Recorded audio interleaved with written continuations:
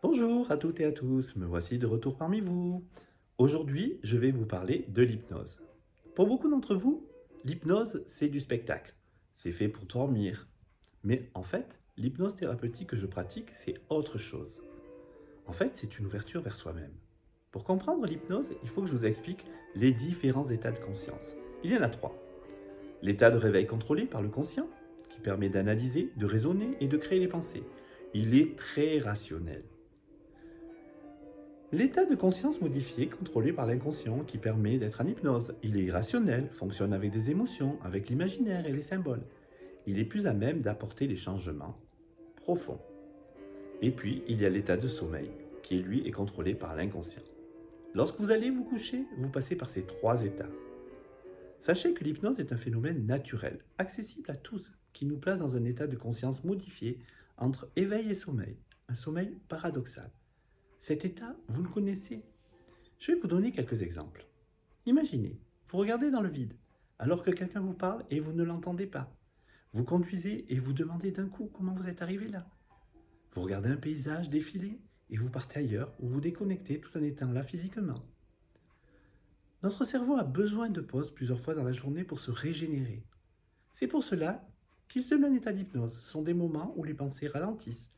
L'hypnose va vous permettre de prendre de la distance avec des pensées qui vous submergent. Parfois, car elle permet de mettre au second plan le conscient et de laisser l'inconscient faire son travail de gestion des comportements. Alors, oubliez l'hypnose de spectacle. Ce n'est que du spectacle. C'est là pour vous divertir. Même si on a l'impression parfois que les spectateurs sont sous l'emprise de l'hypnotiseur, ce n'est que du spectacle, de l'émerveillement. C'est fait pour vous amuser. C'est du show. Alors que l'hypnose thérapeutique a tout un autre objectif. C'est un voyage de l'extérieur vers l'intérieur. Si vous faites le choix de travailler avec moi, je serai votre guide. Ma voix va vous accompagner au travers des suggestions. Vous n'aurez pas d'effort à faire que de laisser faire. Cette technique, créée par le psychiatre américain Milton Erickson, est réputée pour son action sur l'angoisse, les émotions et les dépendances.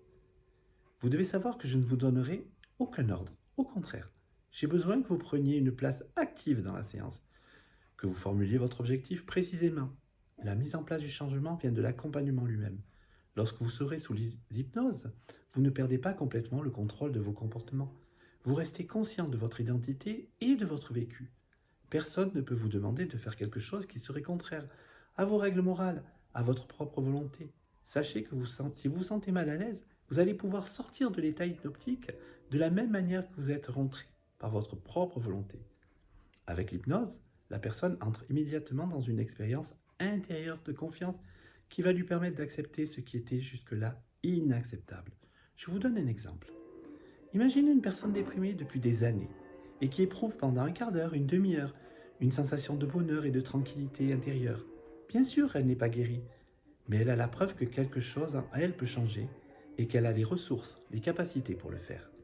L'hypnose agit sur deux leviers. Elle amène la personne à se focaliser sur ses sensations par un état de relaxation. Elle la conduit à absorber, à aborder le problème différemment, en supprimant le négatif pour le remplacer par du positif. Le principe de l'hypnose est d'utiliser la suggestion mentale des images rassurantes grâce à l'usage d'un vocabulaire symbolique. Plus simplement, le praticien parle au patient dont l'attention est focalisée sur un stimulus. Par exemple, une image mentale d'un paysage agréable, sécurisant, qui va lui permettre de le diriger vers un état de conscience modifié. Alors, comment ça va se passer entre vous et moi? Dans la vie, on a tous, à un moment donné ou à un autre, dû affronter des émotions négatives, un manque de confiance en soi, un excès de stress, le sentiment de ne pas être créatif, une peur, une phobie ou une dépendance.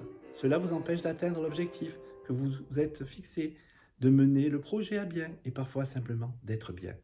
Pour moi, en tant que maître praticien en hypnose, il n'y a rien de plus facile et de plus direct pour accéder à votre inconscient que l'hypnose. Avec elle, la petite voix qui dit non, qui démotive, va pouvoir être modifiée et laisser place à la motivation et à la conviction. Les différents outils que je vais mettre à votre disposition et le travail que nous allons faire ensemble va vous permettre d'avancer sur ce chemin qui vous correspond. Il va vous permettre de vous construire et d'aller de mieux en mieux, et c'est tant mieux. Grâce à l'accompagnement que je vous propose avec l'hypnose thérapeutique méthode Coalix, vous allez pouvoir reprendre confiance en vous et vous sentir capable, fier et de vous sentir libre. Voilà. Maintenant, je vous ai donné quelques explications concernant l'hypnose. Bien sûr, je reste à votre disposition pour vous en parler de vive voix, si vous le souhaitez. Vous pouvez me contacter au 06 74 46 46 23, 06 74 46 46 23. Laissez-moi un message si je ne réponds pas, car je suis peut-être en consultation. Je vous remercie d'avoir pris le temps de m'écouter afin de vous informer et d'en savoir un peu plus sur l'hypnose thérapeutique que je pratique. N'oubliez pas de vous abandonner, de vous abonner à cette page et d'aimer cette page. Cela va vous permettre de rester au courant de mon activité et des conseils que je peux vous apporter. Je vous dis à très bientôt. Et voyez, pour moi, parfois, je dis aussi des petites choses qui ne sont pas tout à fait au point, mais c'est normal, c'est du direct. Sachez que je suis là pour vous et que je reste présent si vous avez besoin de moi. À très bientôt.